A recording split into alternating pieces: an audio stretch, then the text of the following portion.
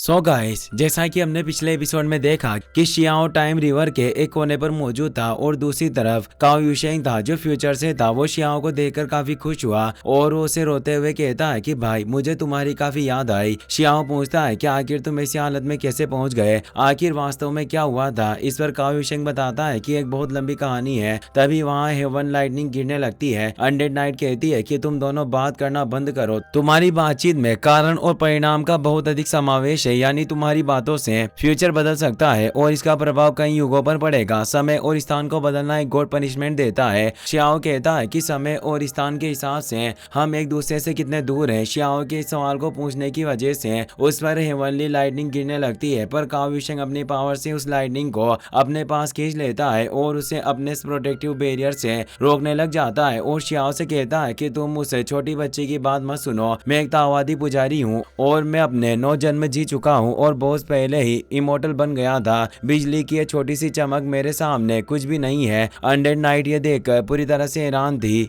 कि इस मोटे ने जबरदस्ती हेवनली लाइटनिंग को अपने पास ले लिया और ये अकेले इसको झेल रहा है। शियाओ इमोशनल हो जाता है और पूछता है कि क्या काओ युशेंग तुम अभी भी वही व्यक्ति हो। इस पर काओ युशेंग कहता है कि भाई वांग, मैं आज भी वही इंसान हूँ जो हमेशा से था। मैंने अपने अतीत और साथ बिताए लम्हों की एक भी याद नहीं भूली है। मुझे तुम याद हो और साथ ही वो छोटी एंड किंग भी, साथ ही वो प्यारी लिटिल बनी और मास्टर मेंग तियानजिंग भी याद है और बाकी सभी दोस्त भी याद है। फ्यूचर में हमें गुफा में एक युद्ध का सामना करना पड़ेगा। मुझे विश्वास है कि तुम सबसे मजबूत हो और मैं निश्चित रूप से बच जाऊंगा, पर तुम उस वक्त गायब क्यों हो गए। उस पर और जहाँ लाइटनिंग गिरने लगती है, पर वो हंसते हंसते उस लाइटनिंग को सह रहा था, पर धीरे धीरे उसे भी प्रॉब्लम होने लग गई थी, जिसे उसका डिसिपल कहता है कि मास्टर रुक जाइए, अगर ये सिलसिला ऐसे ही जारी रहा तो आप शारीरिक और मानसिक दोनों रूप से नष्ट हो जाएंगे। पर काओ युशेंग चुप नहीं रहता और वो कहता है कि हम भाइयों का एक दूसरे से मिलना बहुत ही दुर्लभ है, इसलिए थोड़ी सी एनर्जी मेरा कुछ नहीं बिगाड़ सकती। शियाओ से पूछता है कि क्या मेरे साथ साथ बाकी सभी भी गायब हो गए। काओ युशेंग कहता है कि जब मुझे दफनाया गया वे भी तुम्हारे साथ थे, पर शियाओ सोचता है कि अभी भी उम्मीद है, अभी भी मैं सब कुछ बदल सकता हूँ। इस पर काओ युशेंग बोलता है कि मुझे अभी भी तुमसे और बहुत कुछ कहना है, मुझे तुम्हें बताना है कि अंधकार अंत नहीं है, इसीलिए तनकर खड़े रहना।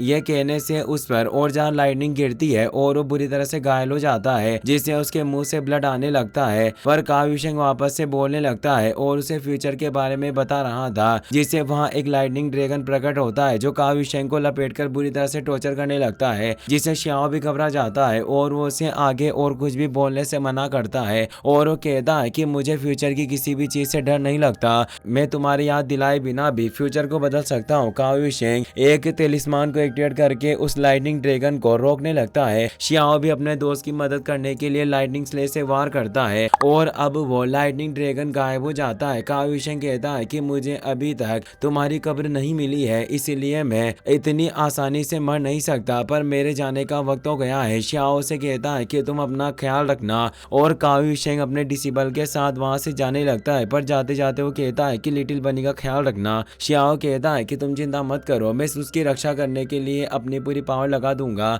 और अब शियाओ अनडेड नाइट के साथ वहां से आगे बढ़ जाता है। काओ युशेंग यही प्रार्थना करता है कि उसका दोस्त जिंदा रहे और वो भी अपने डिसिबल के साथ वहां से आगे बढ़ जाता है। अब हमें एशियन बुरियल एरिया का सीन दिखाया जाता है, जहां शियाओ अनडेड नाइट के साथ एलिक्सियर ऑफ लाइफ नाम की एक मैजिकल हर्ब का पीछा कर रहा होता है, जो उनसे बचने के लिए लगातार फुल स्पीड में भाग रही थी। शियाओ इस एरिया के बॉर्डर पर पहुंच गया था और अब डेथ ओरा अनडेड नाइट को जकड़ने लगता है। वो उसे कहती है कि मैं इस एरिया में आगे नहीं जा सकती क्योंकि ज़ॉम्बी इस एरिया से आगे नहीं बढ़ सकते, इसीलिए तुम अपना ख्याल रखना। शियाओ से अलविदा कहकर आगे बढ़ जाता है। शियाओ उस एलिक्सियर ऑफ लाइफ हर्ब का लगातार पीछा कर रहा होता है। वो हर्ब लगातार उसे चिढ़ाकर अपने पीछे आने को कह रहा था। शियाओ भी हैरान था कि आखिर ये एलिक्सियर किस तरह से एवोल्व हुआ है, जो ये इतना शानदार और साहसी है, जो मेरे सामने इतना ज्यादा इतरा रहा है। अगर एक बार ये मेरे हाथ में आ गया तो मैं इसे एक बड़ी कढ़ाई में डालकर पूरी तरीके से रिफाइन कर दूंगा। और वो एलिक्सियर ऑफ लाइफ नीचे एक जगह में जाकर छिप जाता है। शियाओ जब ऊपर आकर देखता है तो वो जगह उसे एक जायंट स्कल की तरह नजर आती है। उसे याद आता है कि उसने यही स्कल का निशाना इस एरिया के मैप में देखा था। वास्तव में ये एशियन तिब्बती एरिया काफी ज्यादा मिस्टीरियस है और वो एलिक्सियर ऑफ लाइफ अभी भी शियाओ को अपने पीछे आने के लिए ललचा रहा था। शियाओ समझ जाता है कि जरूरी से कुछ पता है, इसीलिए ये जानबूझकर अपने पीछे आने के लिए उकसा रहा है। इसीलिए मुझे अभी थकान का बहाना करना होगा और फिर बेला फुसलाकर इसे अपने पास बुला लूंगा। और वो नाटक करते हुए नीचे गिर जाता है जैसे उसकी पूरी एनर्जी खत्म हो गई हो। वो अपनी आंखें बंद करके उस एलिक्सियर ऑफ लाइफ के अपने पास आने का इंतजार करने लगता है, पर उसके पास नहीं आता। उल्टा वो जगह हिलने लग जाती है। शियाओ घबरा जाता है, उसे कुछ समझ नहीं आता। तब यहाँ विशालकाय लहरें उठने लगती है। तभी वहां से नेदरवर्ल्ड का एक पावरफुल क्लेन पेटिशनर बीजिंग अपने दो साथियों के साथ उस एनर्जी से बचता हुआ आगे बढ़ रहा था। उसके दो साथी वही गोल्डन लायन और गुहोंग थे। बीजिंग अपने साथी गुहोंग से पूछता है कि ये होली लैंड हमसे कितनी दूर है। वो अपने कंपास को चेक करके बताता है कि अभी कुछ साफ नजर नहीं आ रहा है, पर हम उससे होली लैंड से सिर्फ थोड़ी दूर होने चाहिए। शाओ नेदरवर्ल्ड के लोगों पर हमला करता है, पर वो उस हमले से बच जाते हैं और वो हमला सीधा उस वेव पर जाकर लगता है। ये डेड लैंड एरिया होने की वजह से यहाँ सभी एक दूसरे को कंकाल के रूप में नजर आ रहे थे। नेदरवर्ल्ड के उन लोगों को शियाओ भी कंकाल के रूप में नजर आ रहा था, जिससे उसे पहचान नहीं पाते कि वो वांग है। गोल्डन लायन उसे पूछता है कि तुम कौन से ग्रुप से हो? क्या हमारे नेदरवर्ल्ड के लोग जब यहाँ आए थे तब हमारे एंसेस्टर ने हमें चेतावनी नहीं दी थी कि हम एक दूसरे का विरोध नहीं करेंगे, इसलिए जल्दी से हमारे साथ आओ,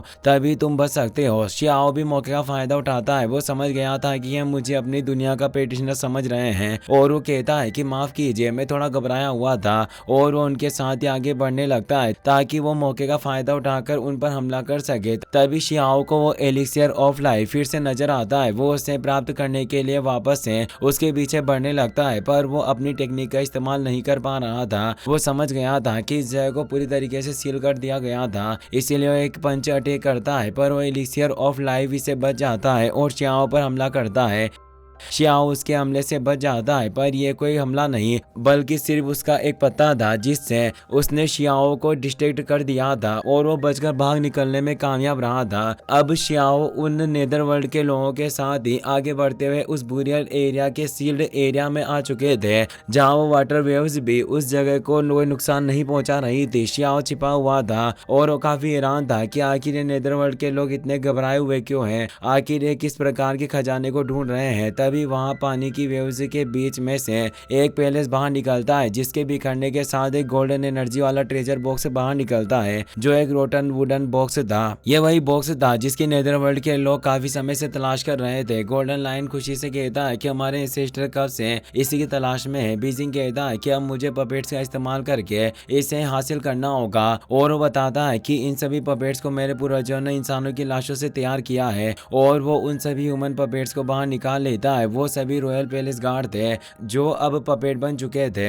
ये देखकर शियाओ का खून खोल उठता है कि इन दरिंदों ने हमारे पावरफुल आर्मी के लोगों को महज एक कठपुतली बना लिया। बीजिंग अपने पपेट से कहता है कि जाओ और मेरे लिए उस वुडन बॉक्स को लेकर आओ। वो सभी पपेट्स तेजी से आगे बढ़ते हैं, पर वो उसी एनर्जी के सामने टिक नहीं पा रहे थे क्योंकि इस जगह पर एक पावरफुल फोर्स मौजूद थी। इसीलिए बीजिंग कहता है कि अब वक्त आ गया है कि हम इस ट्रेजर को हासिल करने के लिए एंसेस्टर यूतुओ और आनलान को खुद यहाँ पर बुलाए और वो खुद ही इसे हासिल करें। और वो एक ट्रेजर को बाहर निकालता है। शियाओ भी खुद घबरा जाता है कि ये यूतुओ और आनलान को यहाँ बुला रहे हैं। वो तीनों एशियन मंत्रों और यूतुओ और आनलान के ट्रू फॉर्म को समन करने लगते हैं। वो अपने ब्लड और ट्रेजर का इस्तेमाल कर रहे थे और आवाहन ग्रंथ का भी इस्तेमाल कर रहे थे। गोल्डन लाइन कहता है कि क्या हमारे एंसेस्टर इस ऑब्जेक्ट के जरिए उस हेवनली खाई को पार कर सकते हैं। तभी उस ऑब्जेक्ट से तेज एनर्जी रिलीज होने लगती है और एक जायंट हैंड बाहर निकल आया। वहीं हम मेंग तियानजिन को देखते हैं, जिन्हें भी अंडर रीजन में आती हुई तेज एनर्जी वेव का एहसास हो रहा था और वो सोचते हैं कि क्या ये एनर्जी उसी जगह से रिलीज हो रही है जहां पर शियाओ मौजूद होगा। इसी के साथ ये एपिसोड यहीं खत्म हो जाता है। अगर आपको ये वीडियो पसंद आया हो तो इसे अपने दोस्तों के साथ शेयर करें। साथ ही इस वीडियो को लाइक और चैनल को सब्सक्राइब करने के लिए आपका तहे दिल से शुक्रिया। Thanks for watching.